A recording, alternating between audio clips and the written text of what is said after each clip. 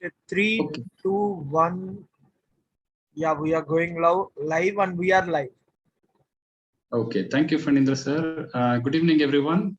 Welcome to day 5 of the training program on tackling ATL Marathon 2021. We have come a long way in the journey, and I hope all of you are enjoying the training program so far. And we have just 3 more days, today, tomorrow, and day after, 3 more days to cover the rest of the topics. So far, how many steps have we covered in the last how many days? The last 4 days, right? The last 4 days, out of the last 4 days, I think especially the last 2 days is when you have started addressing or solving a problem or innovating, right? So on day 3, we started with the observation activity. Then we also looked at how do you capture the inferences or your analysis of your observation. How do you talk to people, conduct an interview, create a user persona. That was all on day 2. In day 3, what did we do on day 3? Sorry, not day 4. Day 4, you learned about day in the life scenario. Then you also learned about empathy map, experiencing things yourself, right? Many things. So we covered a whole host of things. Most of the things that we have done so far is all about primary research. In the beginning, if you remember, I talked about primary research and secondary research are 2 types of research that we are going to conduct as part of this training program. That is also the requirement of ATL Marathon. If you watch the first video on ATL Marathon, that's what they talk about. You need to conduct primary as well as secondary research. So this is primary research is what we have conducted so far. And today we will look at secondary research. We will also look at how do you define and pick up one problem to solve going forward, and how do you build a prototype for that in the subsequent days. And we'll also look at some technologies and products. But before we get started with today's session, I have requested Arush Sahai.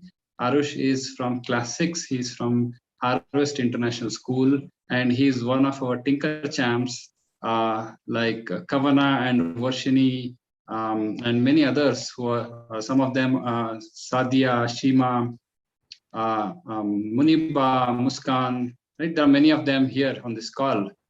We call them as Tinker Champs because they are driving a culture of creativity, innovation, and entrepreneurship among the student community. So you may be familiar with some of them already if you have attended some of the previous programs. And what Arush has done is he has created a web portal on his own, and of course with the involvement of a few other students as well, about ATL Marathon. So the portal, I'll let him explain more about it. So he'll take about 3-4 minutes, and then after that we'll come back and we will continue with today's session. So I wanted Arush to do that in the beginning before we get started with today's session.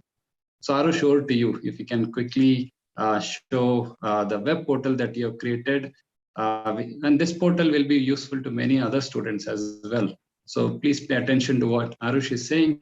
Get the link also from him, and you can take a look at it in detail later on. Over to you, Arush. Yes, sir. Hi everyone, I am Arush Sahai from grade 6 of Harvest International School, Bangalore, and today I will be showing you my web portal ATL Marathon 2021 guide, which I have built to help the participants of the ATL Marathon 2021. So let me present my screen.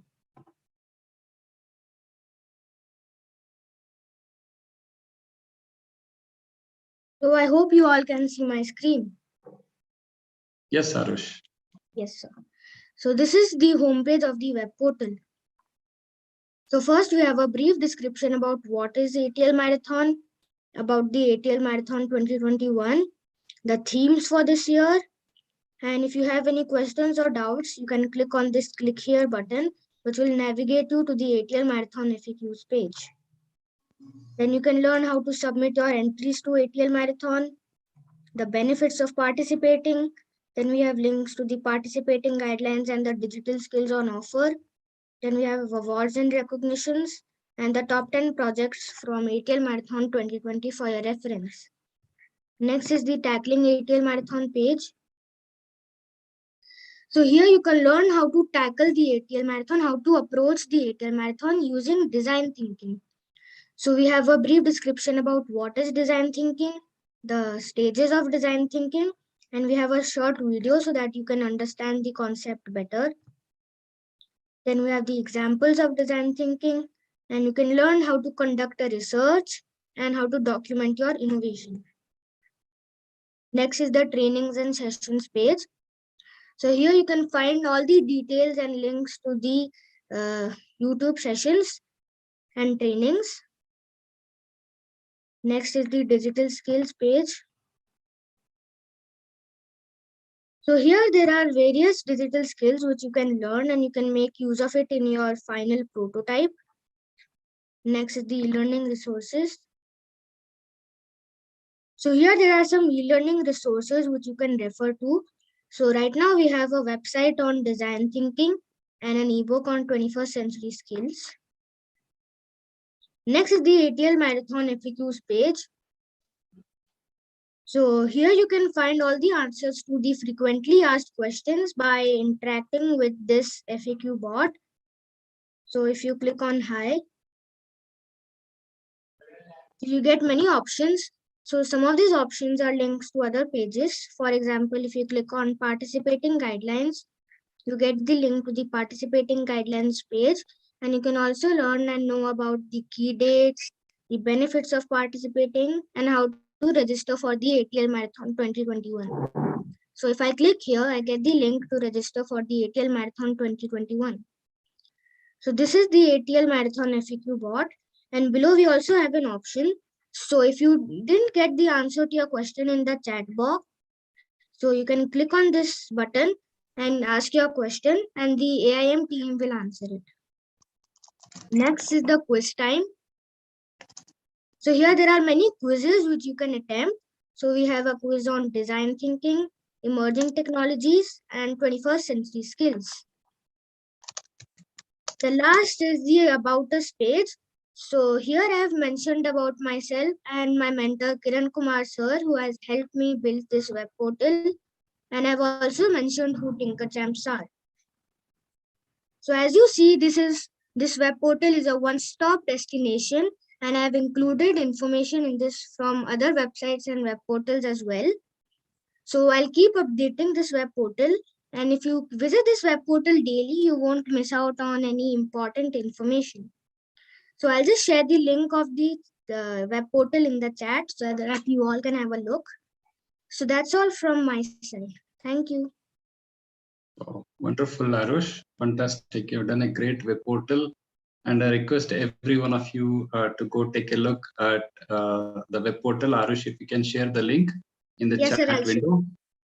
So everyone can go take a look at it. And they can also participate in the quizzes, isn't it? You have quizzes and many other interesting things on your website. There are lots of slide decks also. Some of the examples that we have been talking about, Arush already has the details on those. You should definitely go check it out. So fantastic, Arush. So thank you. I think that's a great initiative. Arush has taken the initiative to guide and mentor many other students over the last several months. So I encourage all of you on this call also to do likewise. Whatever learnings you're gaining in this training program, please go and spread it and share it with others. Share the knowledge. Tell them how to do problem solving, how to do innovation and things like that. So thank you again, Arush. That was a wonderful introduction that you gave. My The pleasure, sir. highlights. Yeah. So so look forward to more such initiatives from you, Arush, in the coming days as well. Yeah. Thank you. Thank you. And hope you have shared the link for everyone to take a look. Yes, sir. I'm just sharing. Okay. Great. So while Arush is sharing it, sharing the link to the web portal, let me share my screen now. Okay, so we can get started with today's topic. Okay. So let me know, Arush, once you're done. then we will begin. Yes, sir, I've shared it. Yes, shared it. Okay, fantastic. So all of you can take a look, click on this link and bookmark it so that you can go back to it and reference it later. Okay. So fantastic, Arush. Thank you again. And if you are busy, if you have to study for your tests or exams, feel free to drop off. Otherwise, you can continue on this call, Arush. Okay, great. Welcome again. Welcome to everyone who joined this call today. So we are on day 5. The topic of today's session is define your point of view. Okay, so let's see what this is all about. Okay, so again, initially in the morning when I shared this page, I had only 2 steps, and then I subsequently added 2 more steps also because I felt that whatever we had planned for tomorrow, 2 of those steps I've added here today itself, so that you can start looking at them right away. Okay. So if you remember, what did we do in the last 3 days? Day 3, day 4. Yeah, day 3 and day 4, what did we cover? We covered a lot of ground, as I was telling you earlier. We did primary research, we did observation, we talked to people, we followed the user through an entire day and constructed their day in the life scenario. Then we experienced things ourselves. We looked at some of the solutions that the people who are affected by the problem are already using. Then we finally constructed the empathy map. All of that we have already done. So we have concluded the primary research part. Today, we are going to look at something called the secondary research. Okay. So what is the difference between primary research and secondary research? In the primary research, you are going to go and fetch the information that you need for conducting your research.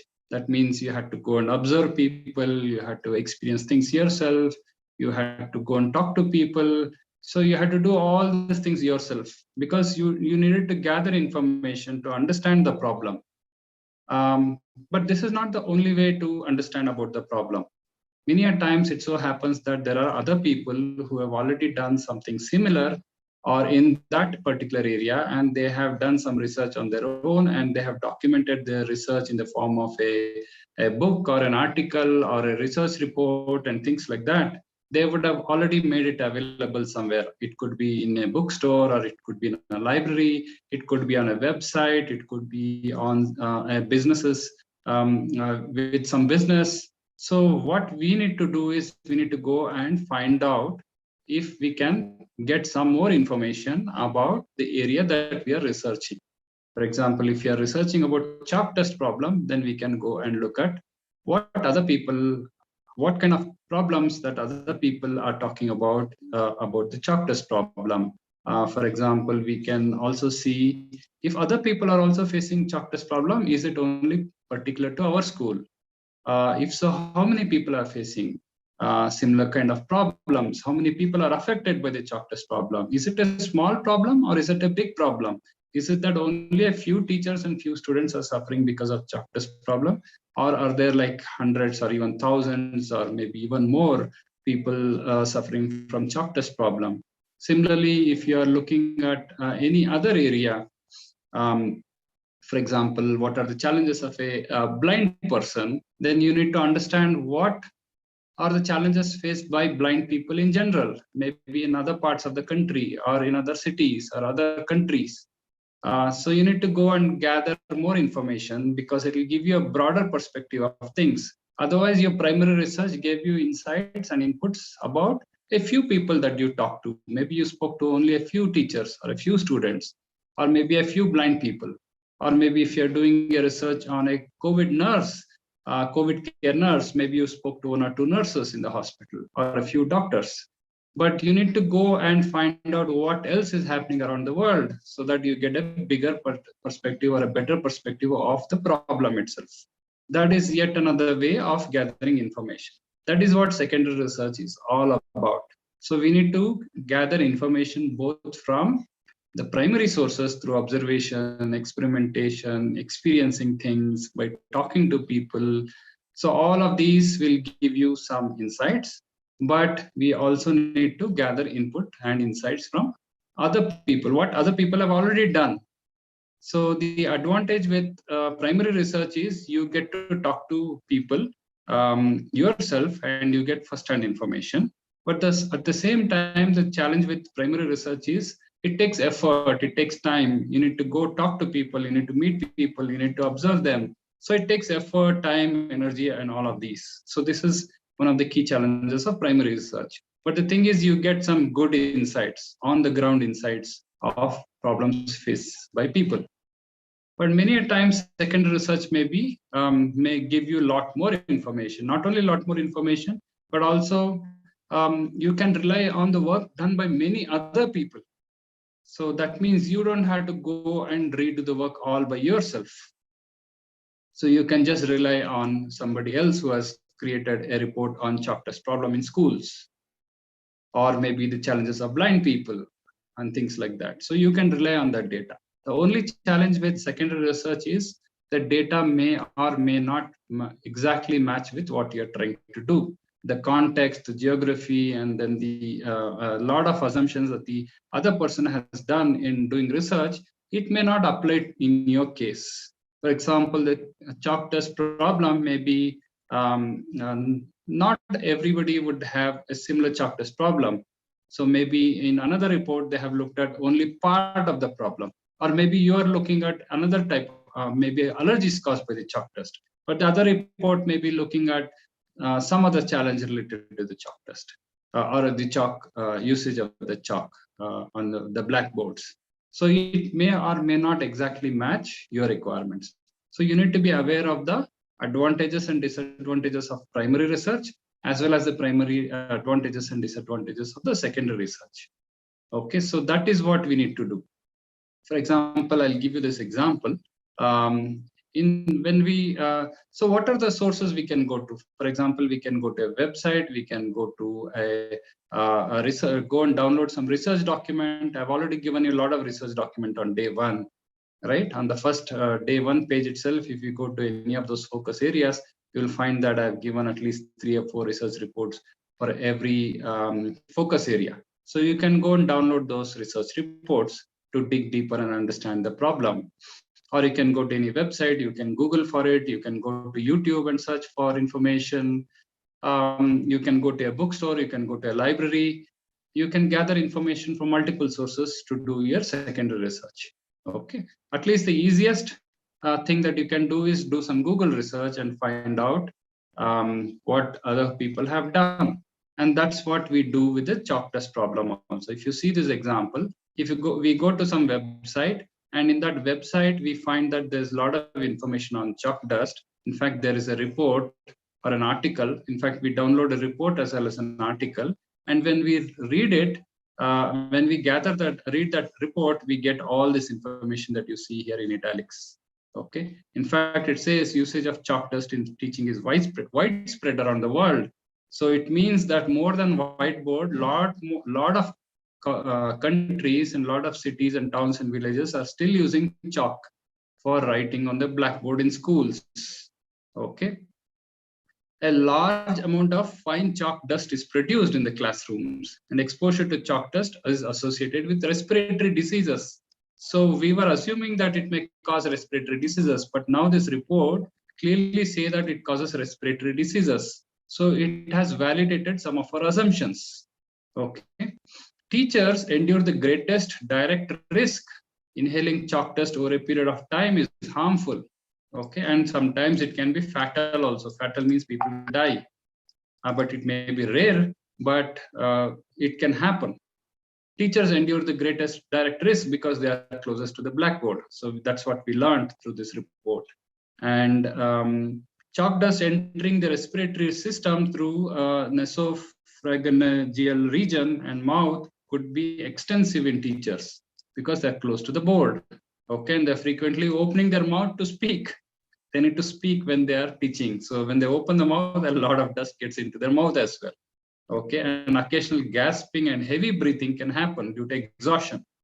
Okay, and studies say that chalk dust remains suspended in air for quite some time. So they have conducted some studies, and based on that studies, they found that the chalk dust doesn't settle down on the floor very quickly. It takes quite some time. It will be floating in the air. and then it can get into the nose, eyes, and ears of people in the classroom. And we also learn through this report that it has toxic materials and harmful to allergic persons. Not everybody is allergic, but some people are allergic. Those people will suffer most. It causes lacrimation and breathing troubles in the long run. That's what it says. And some substances that come into contact with skin are absorbed and eventually find their way into the bloodstream also. It goes into your blood finally, all these chalk dust things. Okay, toxins and other harmful products accumulate in your vital organs. In body's vital organs, they can accumulate over a period of time, and it may cause problems in the body in the over a period of time. And so there are hydrous magnesium silicate. There is some substance that is found in chalk dust. Okay, and there's a small amount of aluminum silicate and calcium carbonate. So we are getting into the materials, what is there inside it. And what scientists say is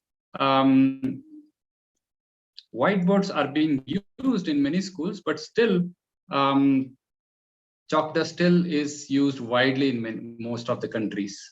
And one theory about chalk dust says that the main ingredients of chalk dust are considered to be non-toxic, which simply means that they do not pose a threat when ingested. That means when you eat it, for example, when it goes inside, but it can accumulate in the body over a period of time, and it can affect your respiratory system in the long run. Okay, because of overexposure. Every day you are getting exposed to chalk dust for 5 to 6 hours, and over a few years, it can have its consequences. Even if you swallow a chalk dust, it will not kill you, but breathing a small amount of chalk dust for many years can cause respiratory problems. So we have learned many things about chalk dust and the kind of challenges that are there. Okay. And there are also two graphs which gives you some information about how the chalk dust particles spread in the air and how long they're suspended in the air and things like that. So whatever information you can get, whether in the form of a textual information like this, or some numbers or some graphs and charts, and it tells you how big is the problem, how many people are affected. We need to gather all this kind of information, because it will help us substantiate how big the problem is, how many people are affected by the problem. So unless we know all of these, we cannot convince other people that this is a big problem that we are trying to tackle. And especially when, as innovators, sometimes we may need money or some support from some other people. For them, we need to convince through the secondary research that, see, other people are also saying that this is a big problem and thousands of people are affected by it. Because of that, we need to solve it. And why don't you support me? Why don't you give me some funds or money? And then if you show all this data, all these graphs and charts, the other person may be convinced and they may support you in this. So that is what you need to do as part of the secondary research. Okay, so let me know if there are any questions at this stage. If you have understood, you can say yes on the chat window. And if you have not understood, you can say no. So let me take a small break and ask you if you have any questions at this stage. Okay, so you have understood. Okay. Okay, anybody else who did not understand?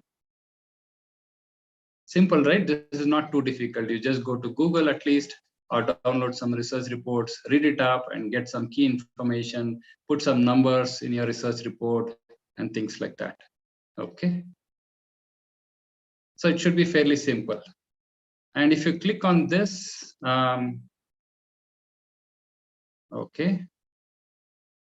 So everybody's saying yes. Okay, fantastic. Is there any no's? No as an answer? Okay. Okay, everybody understood, I believe. Fantastic. That's good. So let me show you one more thing. If you click on pointers to research reports, if you click this button here, it will open up a Word document and it gives you links to a lot of research reports. Research reports related to education, digital education in India. If you click on this, it takes you to that report. State of the education report in India, education and training industry in India. So you can refer to many of these about transportation, road accidents in India, reports related to energy sector. There are some 3 reports. Research reports related to financial inclusion. Again, there are some 3 reports. And then there are reports related to economy and skills and things like that. Okay. And there is reports related to employment. Okay, any area that you want, you get a lot of reports from the government and many other areas. Healthcare, if you want to attacking the ATL Marathon in the healthcare sector, then you can go and look at some of these reports from the government of India or even private agencies. So there are lots of research reports like this. So you need to go and consult some of these reports, if not all of them, and at least try and gather some information and some insights which will support your decision making. Basically, all this research reports or secondary research, why we do is because we want to substantiate or make sure that the problem that we are trying to tackle is worth tackling. Is it really big enough problem? Is it being faced by many people? You don't want to, may want to solve it. I'm not saying no, but if you can address a problem which is faced by many people, it will be worth your time and effort, because the benefits that are going to get from your solution, from your innovation, it will benefit many, many people. So you need to make sure that whatever primary research you have done, you also need to cross-check it through secondary research. When you do a cross-check, you'll know, okay, this is a big problem to solve. And if it is really big problem, then you can really go after it. Okay. Now, if you click on this download research report template, I've given another small Word document, and it's a sample. Okay. And it's basically a secondary research on chalk dust. And there is a picture, and then there is an introduction. So whatever information you have gathered from secondary sources like websites or Google search or YouTube, anything that you have gathered, you can put it in this document. So that is how we do it. Whatever we copy from Google, just copy and paste it here and edit it and make it into a nice article or a report. So whatever you saw on the web portal, the same thing is also here. So, and the sources, you also need to give sources. From where did you get this information? Because if somebody wants to go and see whether you have done a real authentic job of doing research, or you have written it things on yourself, then they can cross-check with the sources. They can click on this and it takes them to a website where they can actually go and see this research report, for example. Okay. This research report shows behavior and exposure of chalk dust during classroom teaching. So it has a complete report and it goes into a lot more details. And I've taken one chart from here and some summary information. I've not taken everything from this report. There's a lot of study done about chalk dust in this report by somebody, some scholars somewhere in some part of the world. Okay, so this is one report that I have referred to. And similarly, there's one more article here. This article's, for example, let me open this. It says, is chalk dust disastrous to our health? Okay, it gives you some information and some insights. It's a short, very short article. So you can go and take a look at this. So similarly, you need to go and look for information related to the problem that you're trying to solve. Okay. So this is step number 9. So I hope it's clear so far. And now we have done primary research, we have done secondary research. All our empathizing phase and our research, everything is completed. Okay, so what is the question? Can you put that again? Okay, let me see what is the question. Is there, just click here, there is on link, how to do that, sir? What does it mean? I didn't get that question. So yes, if in that report, in that Word document, for example, are you referring to this? If you're referring to this, so if, or maybe in the other document, right? I think you are referring to this document. At the end, I've given click here. Yes, if you click here, if you click on this, it will take you to that document. That's what I showed you earlier. So that's all you need to do. So I've just created a hyperlink in the Word document. Okay. Now, are there any questions related to secondary research? Anybody has any questions before we go to the next one? Okay. So if there are no questions, I'll go to the step number 10. This is the most important step. Okay, this you need to pay little attention to this. It may be little challenging for people to understand initially. So this is the final culmination of all the things that you have done so far. Basically, you have empathized, you have kind of explored the problem, you have conducted primary research, you have conducted secondary research, you have empathized with the users, you have not only identified with the users, you have empathized with them, you have created user persona, empathy map, everything you have done, secondary research, primary research, everything is done. Now, when you get to this stage, we call it as define your point of view. Now that you have seen so many problems, so many challenges, so many people out there, what are you going to do? Which problem are you going to tackle? What is your point of view about the problem? That is what is needed at this stage. Because after this step, whatever you do is going to be all about solution, finding a solution to the problem. But before that, we need to be clear about what problem are we trying to tackle? What problem do we want to solve?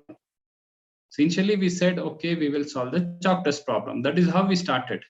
But when we started going deeper and deeper, when we found that there are many challenges, many people have many challenges. For example, Jennifer, the teacher, has one sort of challenges. Brad, the parent, has another set of challenges. John, the cleaner, has another, cleaning staff has another set of challenges.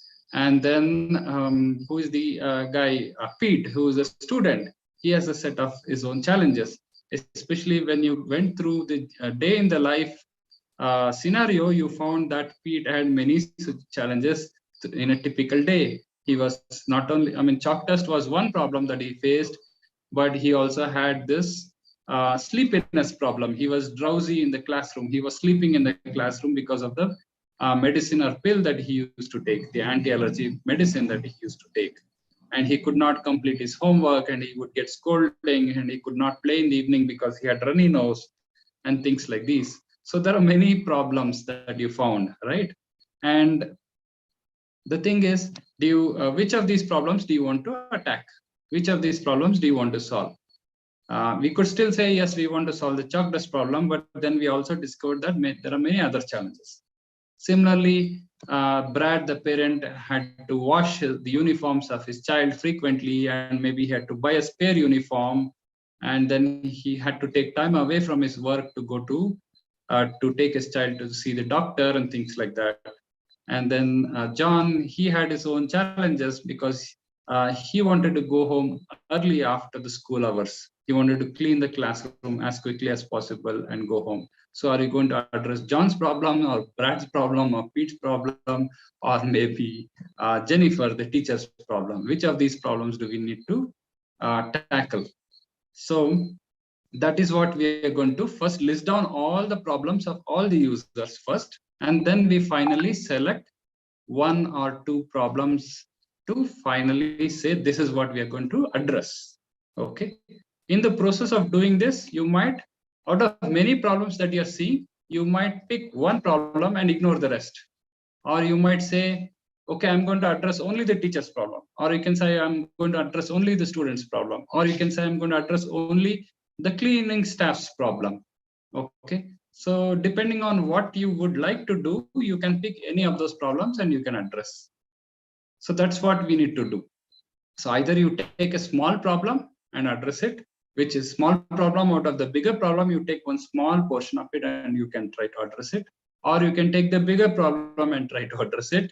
Or you can say, I want to pick up the problem of one person and try to address it. Or you can say, I'm going to pick up a problem of one person in a particular point in time, in a particular day, like I'm going to help him with his homework, but that is all you can say. This is what I'm going to do. Okay, so it's up to you which problem you want to take up. And then the solution that you're going to come up will also be different depending on which problem you're going to pick up, right? That's what is going to happen. Now let's look at an example of the chalk dust problem itself. Okay, now so the way we are going to write this point of view, we call it this as point of view. If you read the definition, it says point of view is a written actionable statement that expresses the problem that we are trying to address. Okay. It is an actionable statement that expresses the problem that we are trying to address. This is also called as a user statement or a problem statement. So we need to be clear about the problem that we want to address. That is called a problem statement, or it's also called as a point of view, because it is our point of view or our perception about the problem. And that is how we see it, and that is how we want to solve it. Okay. So it's also called as a point of view or POV. Okay. Now, how do we write a POV? There is a standard way to write a point of view or a problem statement. You need to write it in this format. User, a particular user, the user could be Jennifer or Brad or Pete or John, whatever, needs a way to, and then you put some verb, and because of some insights you have gained. Okay, it may look a little fuzzy right now, but let me illustrate with an example. Now let's look at Jennifer. Jennifer, who is the teacher, needs a way to avoid health issues arising from chalk dust. Okay, if you see, username is Jennifer, needs a way is exactly as it is, written exactly as it is. And what is a verb? The verb is basically to avoid health issues arising from chalk dust. And because after that, what is the insight we have gained? The insight we have gained is chalk dust causes allergies, skin rashes, and eye irritation to her. Because of this insight, Jennifer wants to avoid health issues. She needs a way to avoid health issues arising from chalk dust. Okay, is this clear? Is it easily understandable? So we need to frame a sentence like this. What does the user want is written here. Who is the user? What does the user want? Why does the user want this? Okay, if you say that the user wants to get rid of chalk dust, then you need to justify it and say chalk dust causes allergies, skin rashes, eye irritation, coughing, whatever. Similarly, let's look at a few more examples.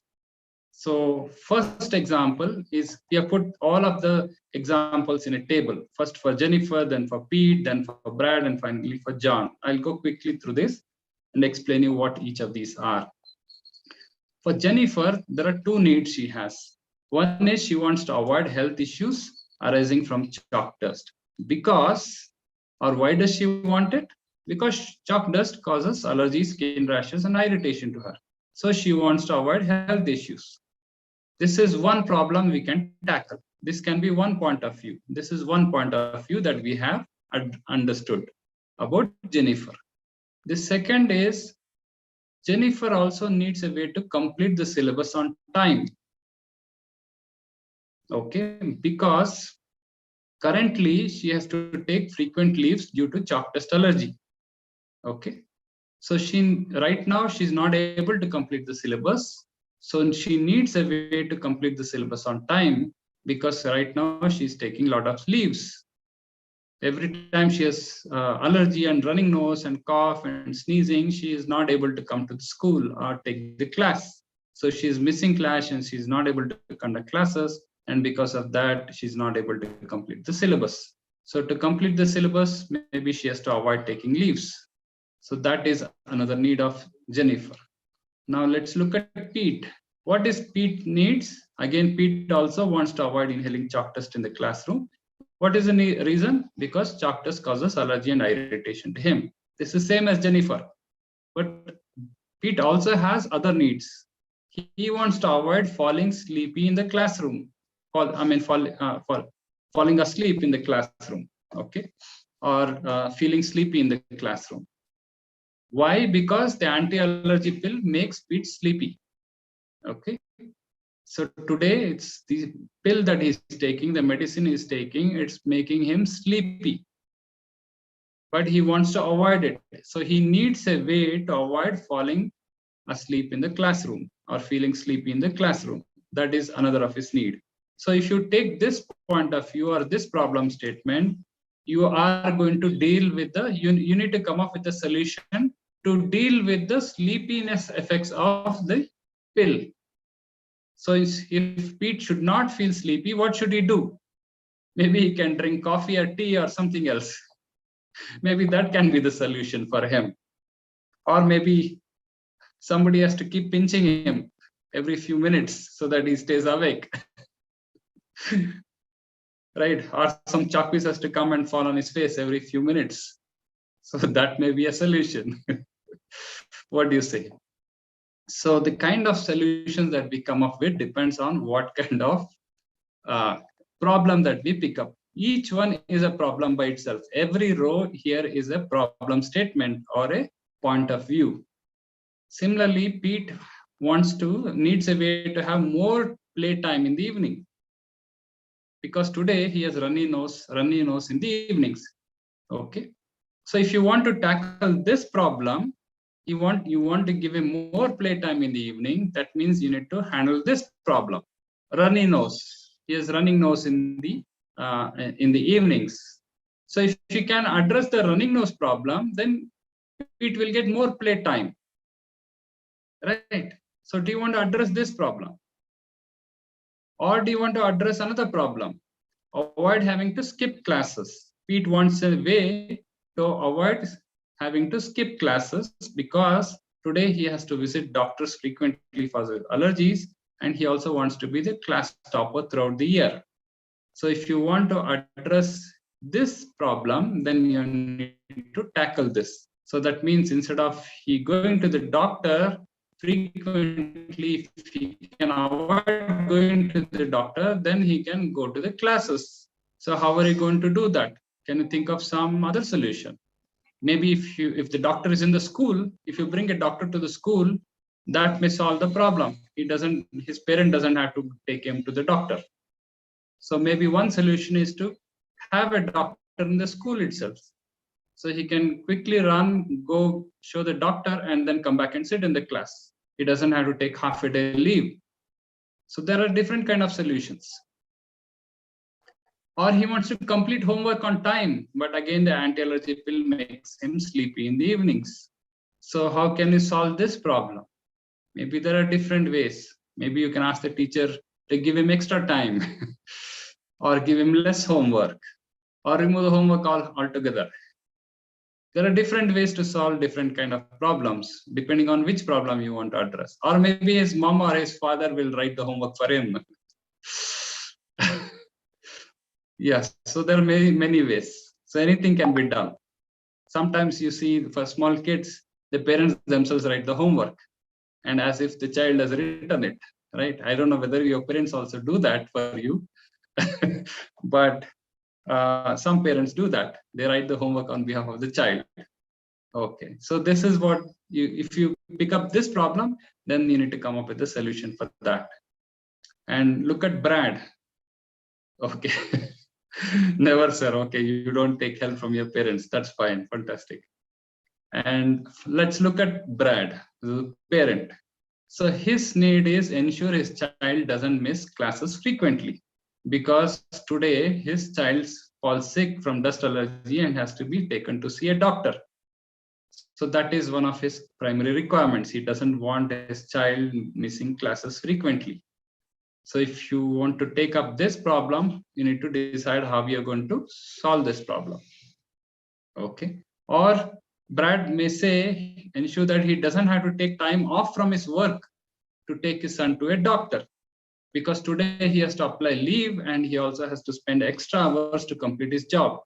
If he takes leave from his job, his boss says, you need to complete the job. You can take off, but you need to complete the job. And it will be a hassle for him, because he has to work extra hours. So it is causing problems for his father also. So if you want to address this problem, again, maybe there are different ways. Maybe instead of his father, his mom can take him to see the doctor, or they can change the doctor, go see a doctor, which is maybe he can see the doctor in the evening after class hours, or go see a doctor who is close by, or maybe have a doctor within the school itself. All of these are different solutions to this particular problem. Or spend less on healthcare expenses of his child. Okay, because his father also has to spend money on doctor's consultation fee, and he also has to pay money for the medicines, right? So for every visit, he has to spend on petrol or diesel. If he drives, he has to spend money on that. He has to pay the doctor, he has to pay the for the medicines. All of this is additional expenses. So one of his needs is he wants to spend less on healthcare expenses of his child. That also is his need. And ensure that he doesn't have to wash his child's uniform frequently. That is also another problem of Brad, because the chalk dust settles on his child's uniform and it gets dusty and dirty, and the more he wears the same uniform the next day, he starts sneezing more. So what the parents do is they put it to the washing machine and give him a spare uniform. So Pete has to wear a new uniform the next day, and then the parents have to wash and dry his clothes, his uniform, so that it becomes ready for day after tomorrow. So there are more work for the parents, washing clothes, drying it, ironing it, and lots of other hassles. So if you want to tackle this problem, that has its own solution. You need to think of a solution for this problem. And let's look at John. John, he also wants to avoid inhaling chalk dust in the classroom because it causes throat allergy and skin rashes to him. Because he has to clean 25 classrooms. You remember, he has to clean 25 classrooms. Every classroom has a lot of dust. And he is inhaling the most in the shortest possible time, more than the teacher or students. John is inhaling more chalk dust in the shortest period of time. That is also his problem. So he wants to avoid inhaling the chalk dust. The other is he wants to finish cleaning all classrooms early. He wants to clean all the classrooms early because he wants to go home and spend more time with this little baby. So he has a small baby at home and he wants to play with the kid. So he wants to leave early. He doesn't want to be stuck in the school. Do you want to address his problem? What kind of solution will you give John? Maybe you can give him a vacuum cleaner and it can clean up the entire classroom, all the classrooms very quickly, and then he can go home early instead of using a broom. So if you look at all these problems, there are many problems that we have discovered through our primary research, secondary research, through observation, through interviewing, through experiencing, all the things we have identified many problems through day in the life, everything we have discovered many problems. Which of these problems are we going to look at? So we should not hurry and start solving the problem or coming out with ideas till we have this table. This is called as a point of view table or the problem statement table, where we write down all the problems that we have discovered. And now we need to make a decision. Which problem are we going to pick up and solve? What is your pick? Can you say which one would you like to pick up and solve? So you can put it on the chat window again. Which of the problems and whose problem would you like to solve? Pete's problem. So which of Pete's problems? Pete has 1, 2, 3, 4, 5. He has 5 problems. The chalk dust problem, sleepiness problem, playtime problem, skipping classes problem, or homework problem. Okay, so chalk dust problem. Muniba says John's problem. Okay, so you can solve. John has 2 problems. Okay, Isha says homework problem. So depending on which problem you choose, your solution will be different. So that is why I was telling you all these days that don't think about solution till you come to the stage. After the stage, you can start thinking about the solution. What solution? It depends on which problem you pick up. So Isikala Rohit says homework problem, chalk dust problem. Okay, finishing.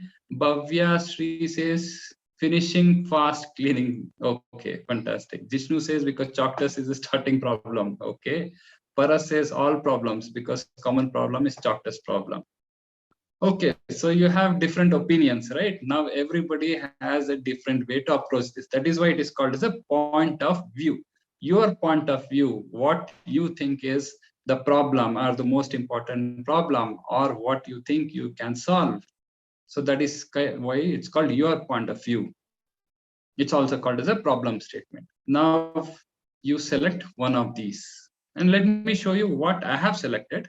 I have written final one point of view. So finally, we're going to come up with one point of view and say, this is the final point of view that we are going to address. So I have written this problem point of view statement or the problem statement like this. students, teachers, and cleaning staff and parents need a way to minimize or eliminate chalk dust spreading in the classroom, because chalk dust causes short-term allergies and poses long-term health hazards.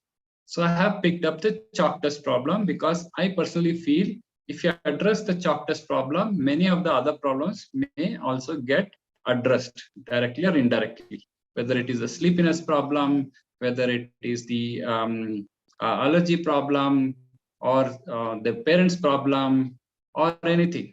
So it is something that you decide which problem you want to pick up. If you think that addressing the chalk dust problem is not possible, then you can pick any one of these problems or any two of these problems. Pick any of these problems and only address that particular problem. Each of these is a small problem that you can address, right? You don't have to address the chalk dust problem necessarily. No. Initially, you thought you were going to address chalk dust problem, but you can say, no, sir, chalk dust problem is such a big problem. I don't want to deal with it. I don't know how to solve it. But I think this is more appropriate, and this at least is simple and easy. And I'll think of chalk dust problem later on. But right now, I'm going to address the runny nose problem or the playtime problem. Or maybe I'll quickly buy, I can, instead of building some fancy solution for the chalk dust, let me go and buy a vacuum cleaner, which is readily available in the market. Then at least John's problem is solved immediately.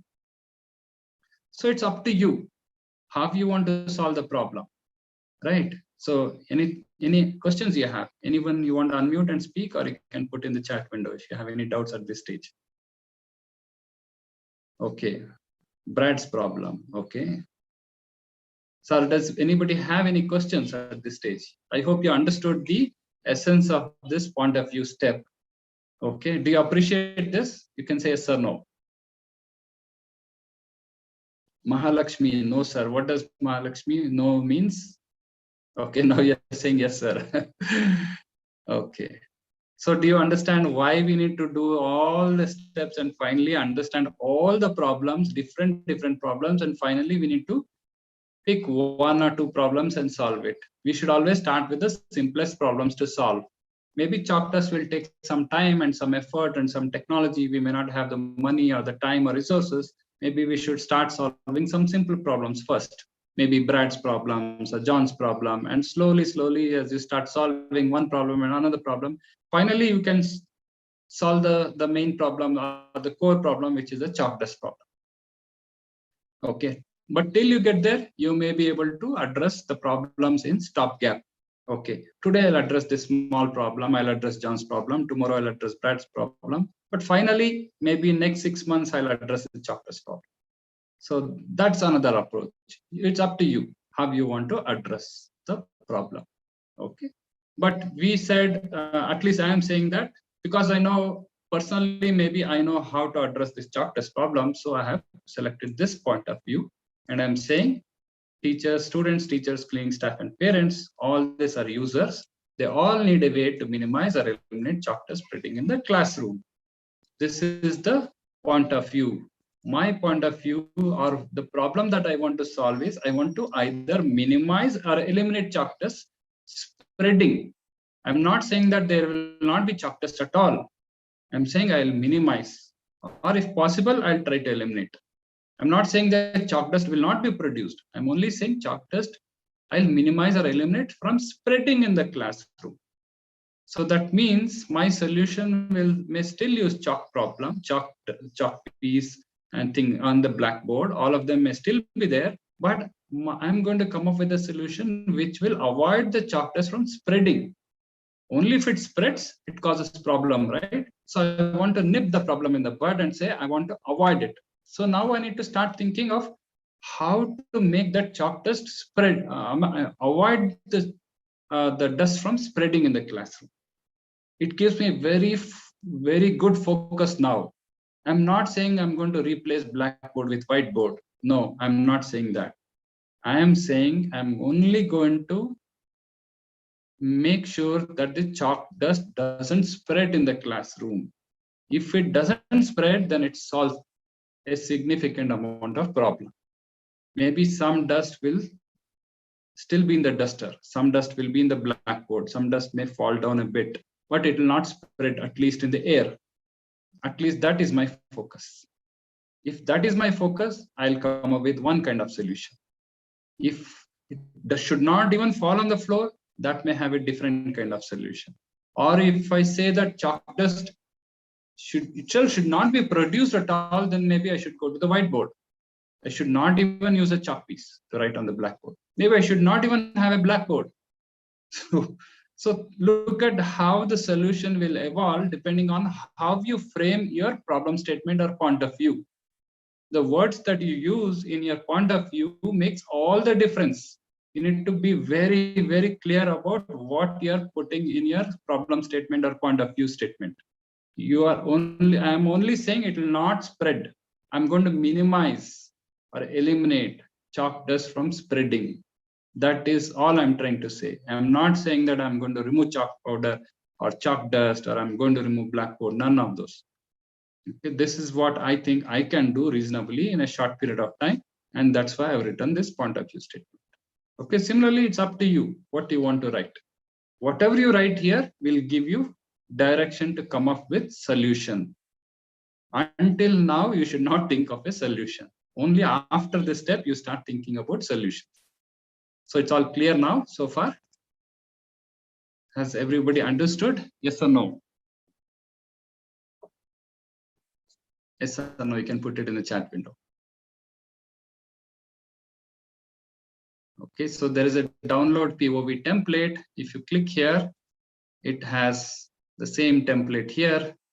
You can see this point of view template. It has a series of users, their needs, and what is the insights. Username, verb, and because. Okay, and finally, you need to come up with one point of view statement at the bottom, which is in the yellow color. Out of many point of views, you might say, I'm going to pick up one point of view and address it. It may be any one of them, or it could be a combination of them. What I have chosen is a combination of a few problem statements. I've combined them and I've arrived at one point of view statement. But you can also do likewise, or you can pick just one, or maybe you can just pick this second row and say, I'm going to address this username and I'm going to address this particular problem. Okay, so likewise, there is an example also given here. You can refer to this example and fill up your own point of view for every user. If you have just one user, your table will have only one row. Okay. In our case, we have 4 users, so we are looking at 4 people. So this is the main, very, very important step. So this concludes the define phase of design thinking. That is the second step of design thinking. We have finished empathize and we have finished define stage of design thinking. Now we are going to enter into the ideation stage. Ideation means we need to come up with solutions. We need to come up with solutions and alternative solutions and things like that. But before that, we need to be aware of certain things. So that is step number 11. So we need to go out and explore if there are some ready-made products and services out there in the market, which can partially or fully address some of our problem statement or the point of view statement. Problem statement and point of view statement are one and the same. Okay. So can any of our problem statements, can it be addressed by some readily available product in the market? If it is, then we don't have to build it, right? We don't have to innovate. Maybe some problems can be readily solved using some ready-made products in the market. For example, if you want to address John's problem, maybe you can just buy a vacuum cleaner which is available in the market and give it to John. He'll start cleaning all the floor, all the classrooms easily, and it'll take him much less time and he'll do a very good job of cleaning the classroom.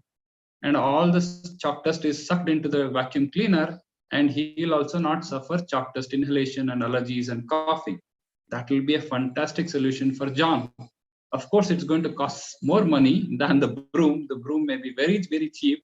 A vacuum cleaner will cost you thousands of rupees. But as long as you can afford it, you can give a vacuum cleaner to John. So that's one product readily available in the market, is it not? Similarly, you might want to look at what other products are there in the market. And if some product can readily address it, fantastic. You don't have to do any more innovation because solution is already there in the market. Of course, you can make your own vacuum cleaner, but why build one? If there is already a vacuum cleaner in the market, you just buy one and give it to him. It'll reduce all the hassles of building your own vacuum cleaner. Buy a ready-made one and give it to him. Problem solved. That is also another way to innovate. Not all innovations had to be something that you have to build yourself. Solving the problem is more important than what you do. Your value addition is you have found a problem and you have found a solution for him. So you have bought a vacuum cleaner, given it to John, and his problem is solved. You are happy, school is happy, John is happy. So what else is left? So that is one way to do it. You need to look at explore problems and services out there. How do you explore? You have to go and search. You can go to Google and search. Or you can go to Amazon, you can go to Flipkart, you can go to a nearby shop, a retail shop or some other shop where they sell in your own neighborhood and find for some products and solutions. If you readily find some solution or some product or some service which solves the problem, just take it and use it. That's a smart way that innovators do. They don't waste their time on problems that doesn't need solving. If somebody has already solved similar problem, it's just taking that instead of using the vacuum cleaner to clean your home, you can also use it for cleaning the classroom. So don't waste your time reinventing the wheel. That means you don't have to come up with a solution again if somebody has already solved the problem. Don't waste your time. Just buy that and give it to him. That's it. The problem will be solved. That is one way to do it. So you need to go search Amazon, Flipkart, or you go to your neighborhood store, find out, okay, at least make a list initially. Don't solve it yet, but at least make a list of a few things that you have found. Maybe when I went to look for chalk test problem, maybe I thought, okay, I went to a nearby shop and I found an exhaust fan. Then I started thinking, should I use exhaust fan? And then I also found something called as an air ionizer bulb. This air ionizer bulb can make the chalk dust fall to the ground. And then I also considered a vacuum cleaner. I also considered water sprayer in a nearby shop. So what I need to do is I need to use this evaluation sheet. This evaluation sheet is this particular table. You need to just list down all the products that you have found in the market and write a brief description about them. And then maybe you can say whether it addresses the problem or not, whether it addresses to a lower extent, medium extent, or high extent. You can say low, medium, or high to this particular column. So you can just make one initial assessment or initial evaluation and say, okay, I've considered all these things. I've at least just explored these products. I still don't know whether it will address all the problems, but I'm going to consider this. Maybe I can even combine some of them. Maybe by combining 2 or 3, then I might be able to solve the problem better. Because sometimes not one solution will be useful. Maybe I had to use an exhaust fan, and I also had to use a vacuum cleaner, and I also may have to use an air ionizer bulb. By using all 3 of them, I may get a better result. So right now, I'm not saying that this is the solution. All I'm doing is whatever comes to crosses my mind, or whatever I come across in a neighborhood store, I'm just making a list of those products and services. Okay. So is this point clear? Any questions at this stage? Anybody who didn't understand? Those who understood can say yes. So this is step number 11. Okay. Any more? Okay. So anybody who is saying no? So all you're doing here is just going to a neighborhood store and look around and see if somebody has a ready solution, use it. At least make a list of such kind of products. You're not deciding anything right now, but you're just making a list. Okay. Fantastic. Here I know, sir, Baba, I'll come to that. Tomorrow's session, I will come to that. Okay. So there are different, or you can Google and find out. You'll find out what an air ionizer bulb is. So unless you are aware of what products and services are out there, how can you even solve the problem of a problem that you picked up? You have defined the point of view or the problem statement, right? but you also need to know what is out there. If you don't even know what is out there in the market, you will not be able to solve it, or you will be trying to come up with a similar solution. Like I was telling the other day that you might come up with the same sponge. So, so we are going to solve the chalk dust problem, but we are looking at multiple ways to do it. Okay, so this is one step. So step number 11 is to go and explore for products and services out there. If there are ready-made solutions, at least make a list of them. Let's consider it. Right now, we are only considering it. We are not solved any problem.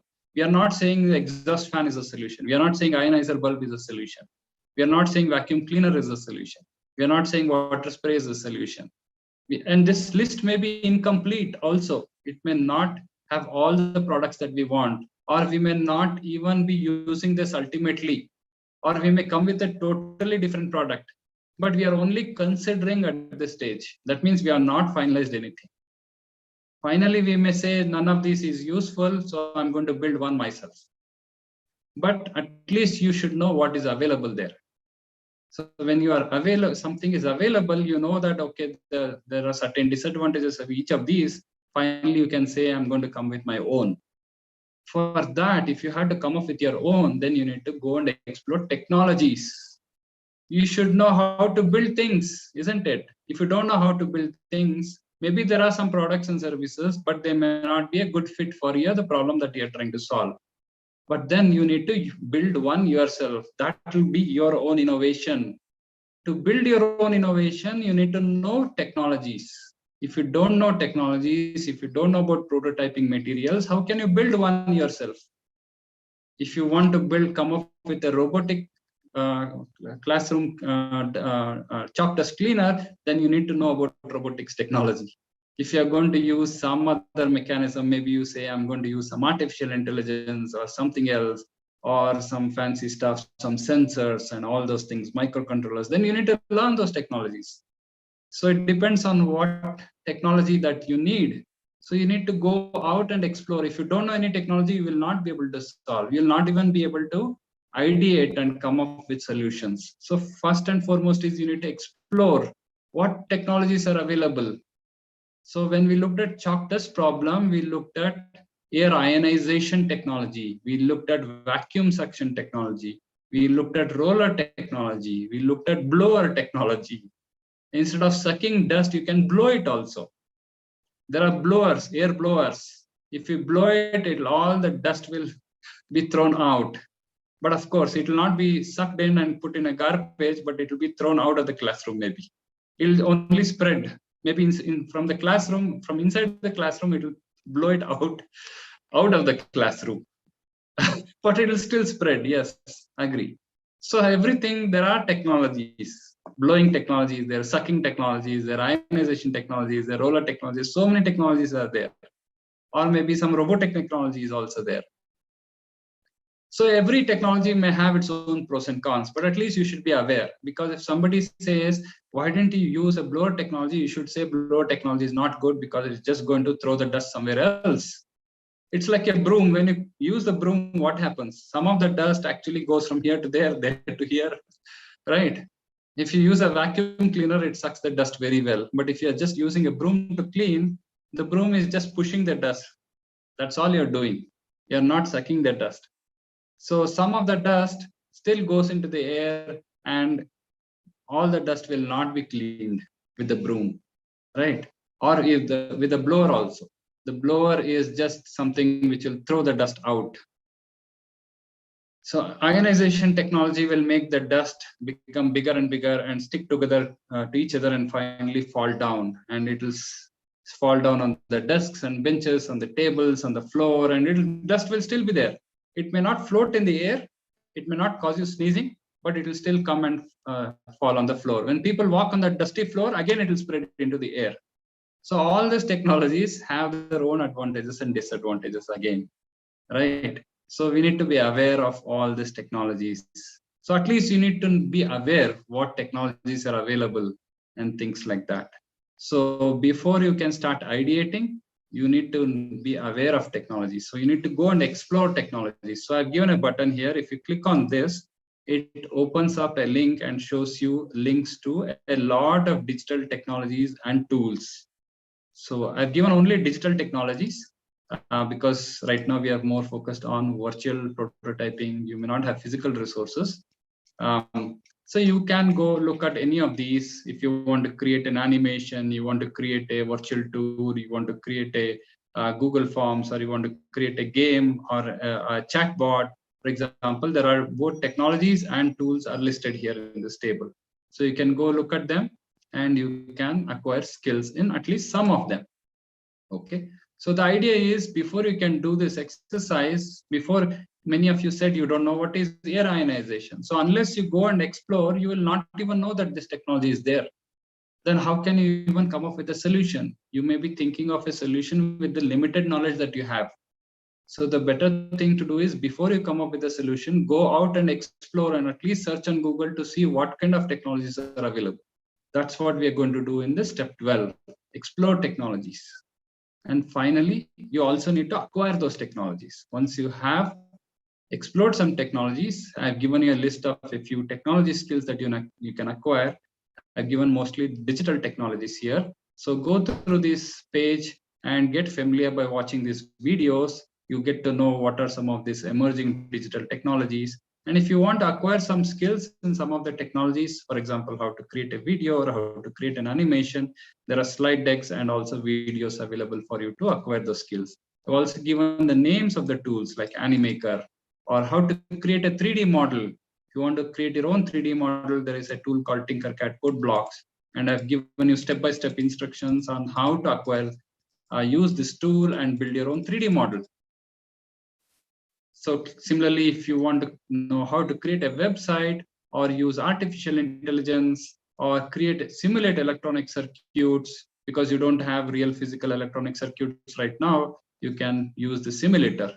Or if you want to learn how to build a chatbot or create a computer program or build a mobile app or even create an augmented reality technology experience, you can create using these slide decks. So all the step-by-step instructions, what tool to use, how to build, everything is detailed here. All you have to do is go to this page, tech skills page here, and acquire it. That's it. So this is pretty much what I wanted to cover today. So this steps 9, 10, 11, 12.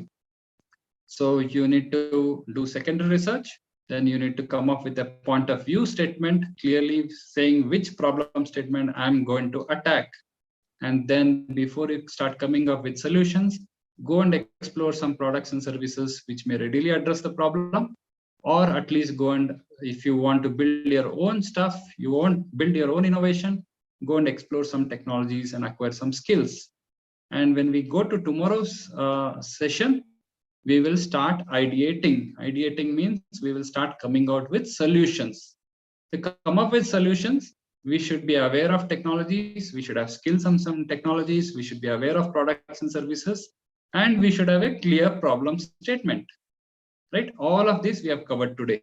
We have come up with a clear problem statement, and we have explored some technologies, we have acquired some skills in certain technologies, and we have also looked at certain products and services.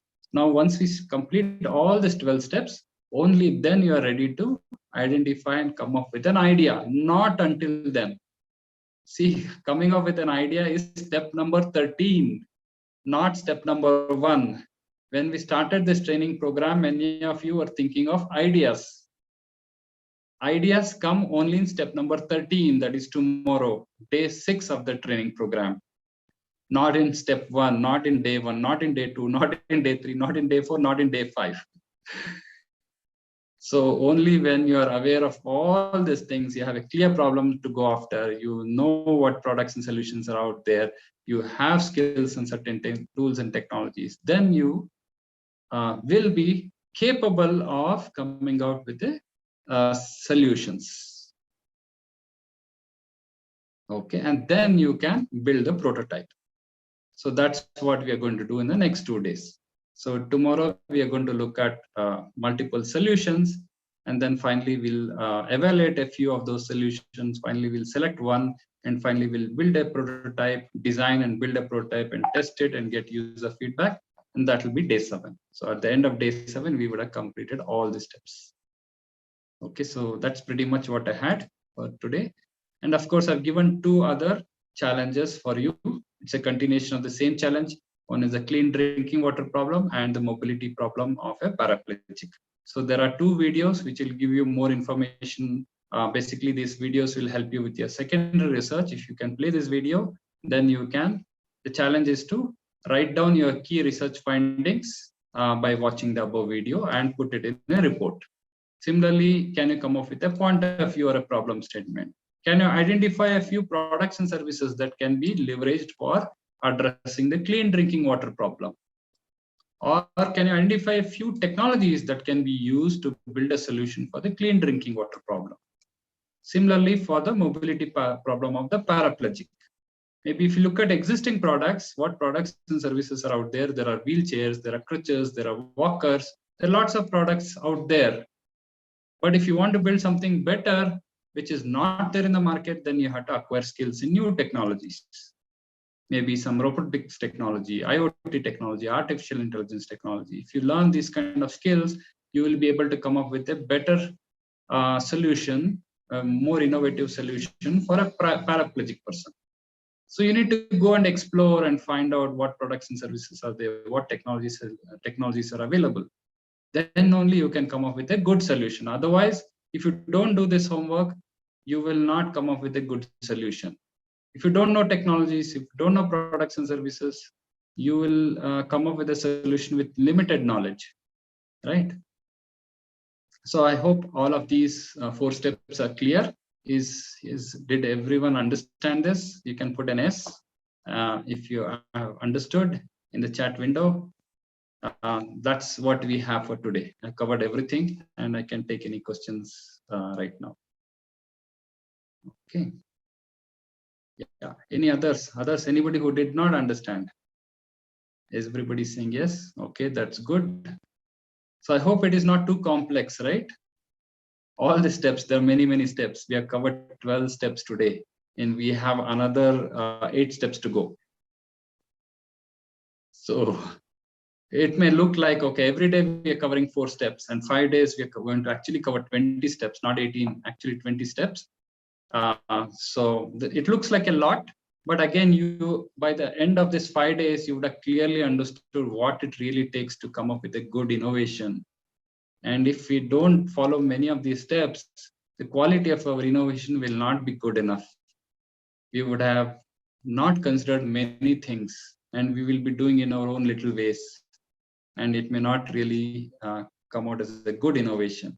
Whether you are submitting for ATL Marathon or for some other competition or for your own sake, you're doing it, you need to really go through all of this. Okay, one more time, can you explain secondary research? Okay, difference between point of view chart and observation chart. Okay, I'll explain both of them. Okay, so first let me take the what is that Mahalakshmi asked. I'll address that. It's simple enough, and then I'll go to this secondary research. Okay, so you asked about point of view table and the observation chart, right, Mahalakshmi? Yes, sir. Okay. See, point observation chart is basically what you have observed in a particular situation. Let's say you go stand in front in a street and you start watching things happening there, and maybe suddenly 2 cars come and collide and there's an accident. You watch it, you see somebody getting injured and some 2-wheeler has fallen down on the ground. All of these is what you have observed, you have seen with your eyes, and maybe somebody is crying, you have heard it with your ears. Okay, or there is some smell coming, something is burning and then some smell is coming from the vehicle, then you have smelled it with your nose. All your 5 sense organs are able to observe in their own ways. Eyes can see, ears can hear, and your nose can smell. Likewise, if you touch something, whether it is hot or cold, maybe you can figure out all of these. So all your sense organs are helping you observe the real world. That is how we make sense of our real world. Whatever you observe, that you put in the observation chart. But when you are observing, you don't judge the observation. You only write down what you actually saw. you don't say, when you're observing, you don't necessarily say that who is at fault and things like that. That comes in the inference chart. In the inference chart, you can analyze your observation, and then you can say, okay, this whose fault was this, or whether the traffic light was faulty, whether it was showing green instead of red. All the analysis you do in the inference chart. Now coming to the point of view table. Point of view table is nothing but a series of point of view statements like this. A statement like this is basically telling you what does the user need, and why does the user need it. See, we have understood the needs of the people, right? Jennifer, who is the teacher, or Pete, who is the student. We need to finally write down one sentence which says, what is the need of this teacher? Jennifer needs a way to avoid health issues arising from chalk dust. Why does she want to avoid health issues? Because chalk dust causes allergies, skin rashes, and eye irritation to her. So this is what a point of view statement is. And what is this table? This table is a point of view table which contains a series of point of view statements for different users, maybe multiple statements for the same users also. Jennifer has two needs, not only one health issue need, but she also has another need to complete her syllabus. So each of these need is nothing but a problem that you need to address. Forget the because part. The because tells you why.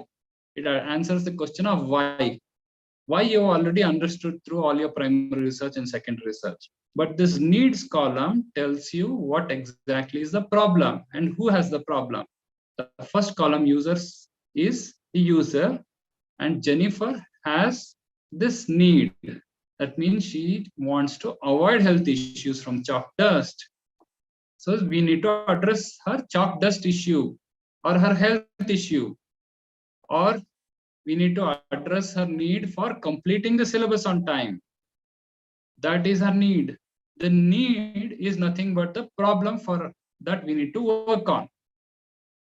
The user or the person don't say that they may or may not necessarily say it's a problem. They may say this is my need. The need is basically they're expressing in the form of a need, and they're saying that this is what I want. For you, it's a problem statement. For the user, they're just expressing it in their own words. They're saying that Pete says, I want to avoid becoming sleepy in the classroom. That's all he's saying. For you, it's a problem statement or a point of view statement. Is that clear now, Mahalakshmi?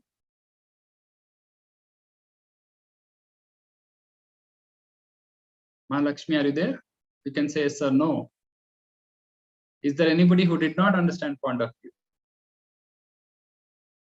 Point of view is nothing but the statement put multiple times for multiple users. You don't have to necessarily put it in a table. You can also put a series of statements like this. One for Jennifer, one for Pete, one for, you can just put it as bullet points also, one below the other. Okay.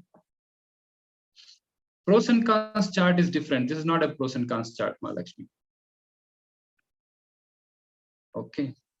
So you just express the problem statement in this way. If you think this is difficult to do, write it here in your own words, no problem. But finally, you say one problem that you want to pick up and address. If you think that coming out with point of view statement is very challenging, don't do any of these. Don't write it in this at all. Don't even use this table.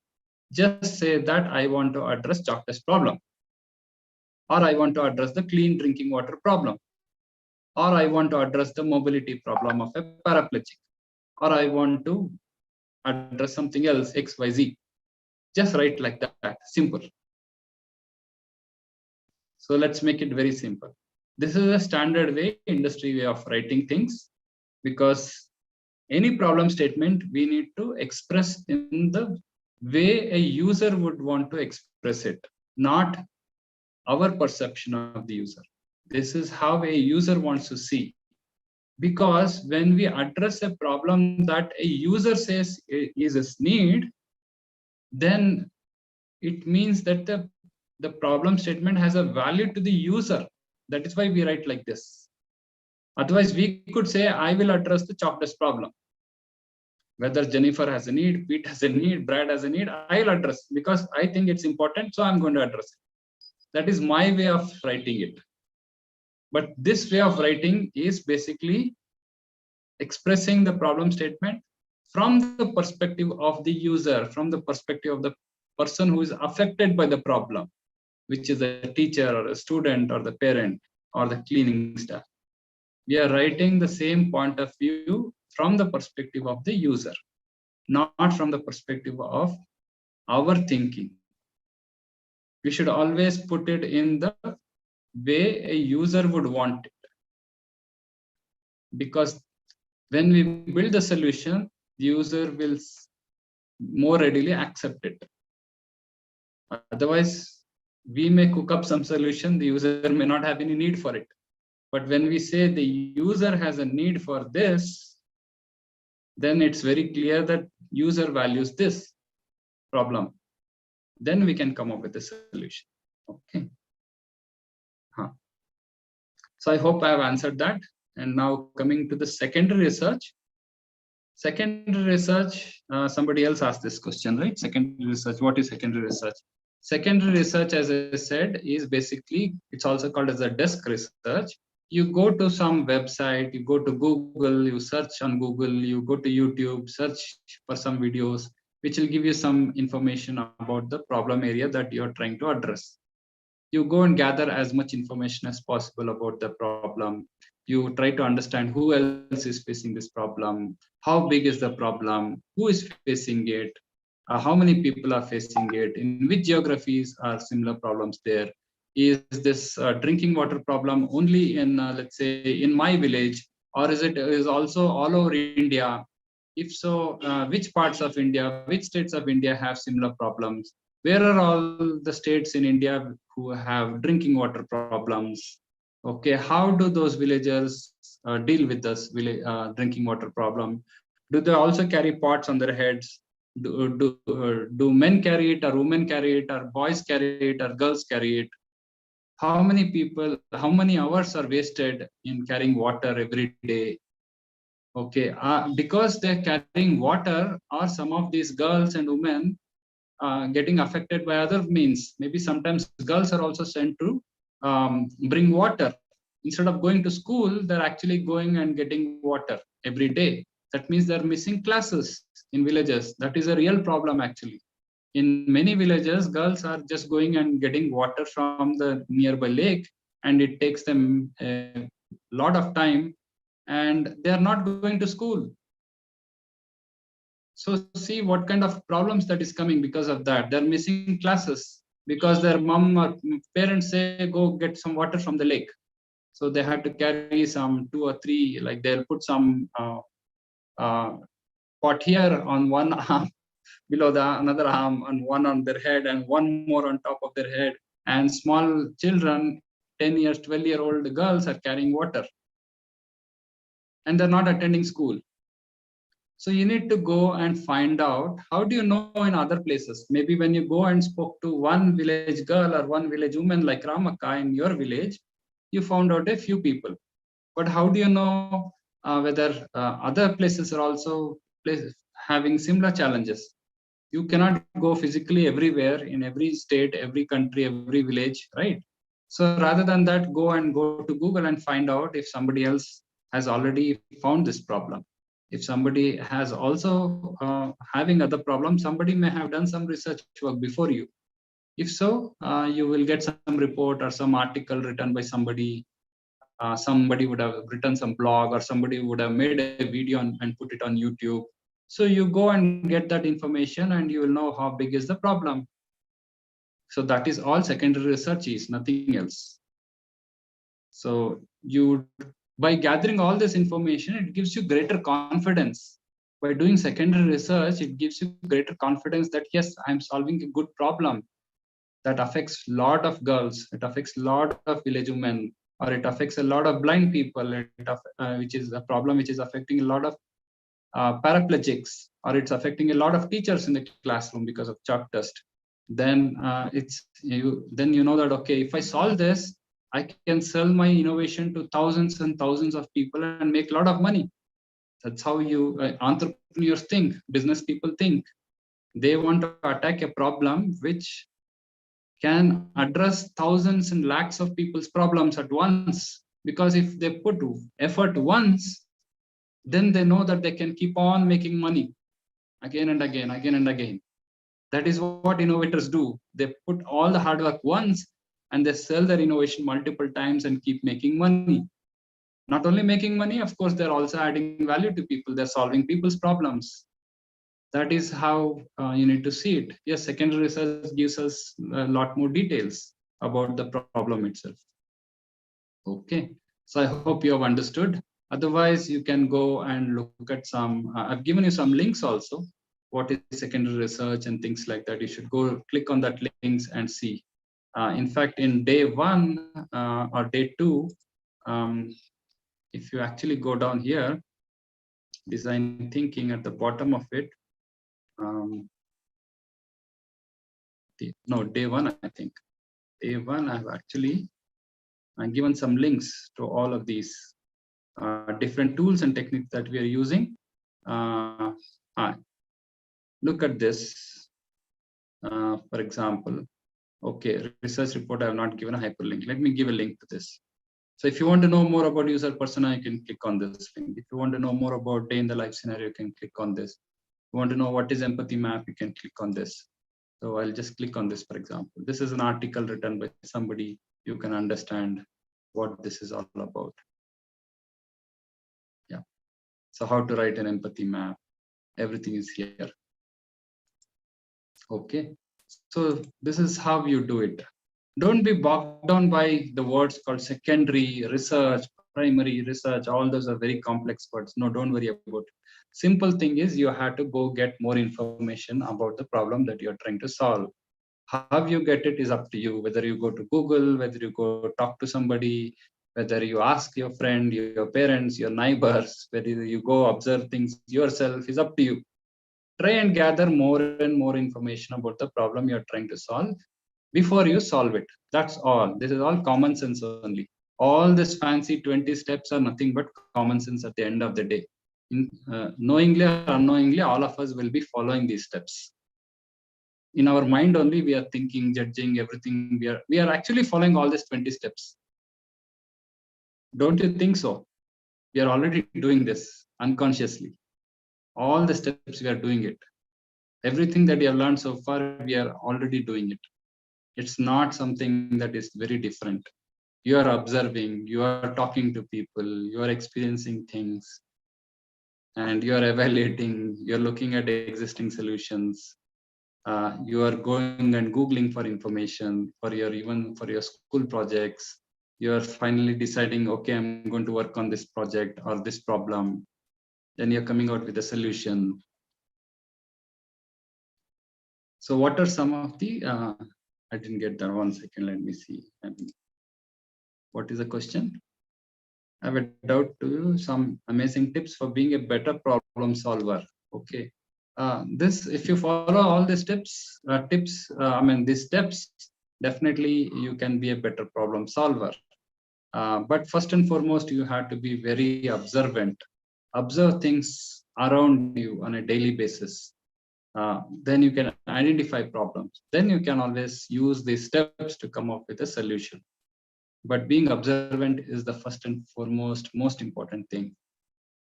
But you need to go through all the steps. If you don't do any of these steps, and if you just do things haphazardly, you will miss out many details and you will not get things properly. Right? Can you give this? What is this? I didn't get it. Can you give this day thing of web portal link? It's already there. I mean, this link is already shared on the WhatsApp group, right? I've already shared this on the WhatsApp group today morning. I can copy paste it in the chat window again. So this is day 5. I just copied it in the chat window. You can just click and you will go and see it. So I hope most of you have seen it already. If you have not read through the contents, please go through it again. I've explained everything I talked about so far. I've already explained it. Okay. Yeah. So is there any other questions? Any other questions that you would like to ask? Yeah, welcome. So tomorrow and day after tomorrow, we are going to do the solution part of it. Till now, till day 5, we didn't even think of the solution. Only from tomorrow, we'll start with the solution. Or coming out with ideas. When I say solution, ideas. When you say idea, that's what I mean as solution. Day 6, we start with the solution. Because before you come with a solution, unless you do all of these, how can you even solve anything? We don't even know till we came up with our point of view, we were not even clear which problem we are going to solve. Isn't it? Okay, I have a solution to Ramaka. Okay, we can bring that tomorrow. So now you are clear, I hope. Not only to Ramaka, okay? Fine. So tomorrow is a chance for you. Tomorrow and day after is a chance for you to come up with all your solutions. If you observe all the time, does it strengthen your problem solving? Yes, definitely. The observation has to be like a passive observation. That means you should not be actively observing. If you go stand in a street and say, now I'm going to observe something and something will happen, nothing may happen. But you need to be attentive. I would say to be observant in a passive way is to be attentive to things around you. That means you should be aware of what's happening around you. Many people just sleepwalk, or they don't observe things. Their eyes are pretty closed. Even if their eyes are, physically their eyes are open, but mentally their eyes are closed. Those people cannot observe things. You need to be mentally alert. If you're mentally alert, you can observe a lot of things happening around. And to be mentally alert, we need to speak less. We need to talk less and be silent, and we need to be alert. We can be alert only when we are silent. If we ourselves become a chatterbox and keep chatting all the time, talking all the time, we cannot be alert because we are so consumed in our own talking. For example, now I'm speaking. Now I don't know what's happening around me in my own home, but I'm focusing on you and I'm like a chatterbox chattering away. But if I'm silent and if I'm observant, I can hear things better. I can see things better. I can smell things better.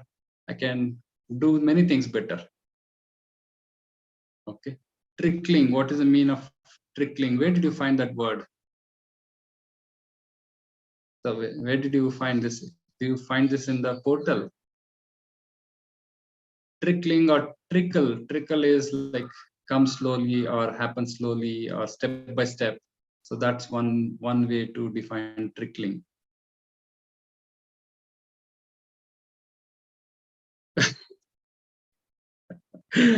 You're a chatterbox who gives information knowledge. Yes, but when I'm doing it, I can't be observant about other things that are happening around. So many things are happening around. In fact, if I stay silent for a minute, I can see some birds are, some crows are crowing on the tree. I don't know whether you can hear. But when you're still and silent, a lot of things can happen. That is why they say meditation is very important. When you meditate, that means you're still. Meditation is nothing but being still and silent and being attentive. And then you can observe things more clearly. The good problem solvers, good innovators are always observant. They're attentive. They're more silent than others. And they keep on observing things. Even if other people miss out on minute details, they will have observed even that minute details.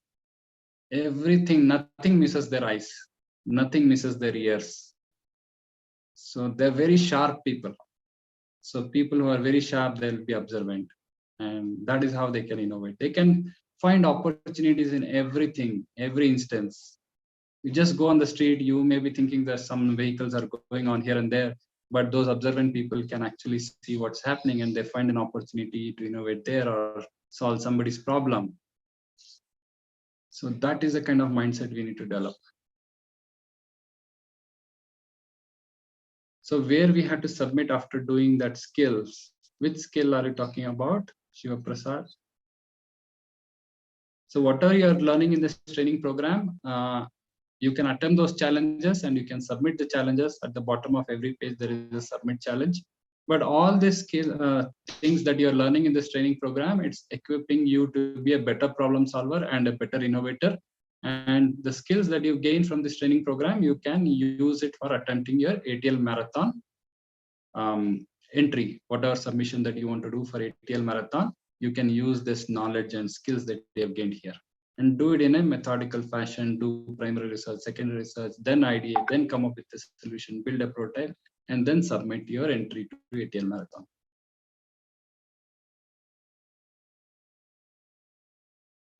Okay.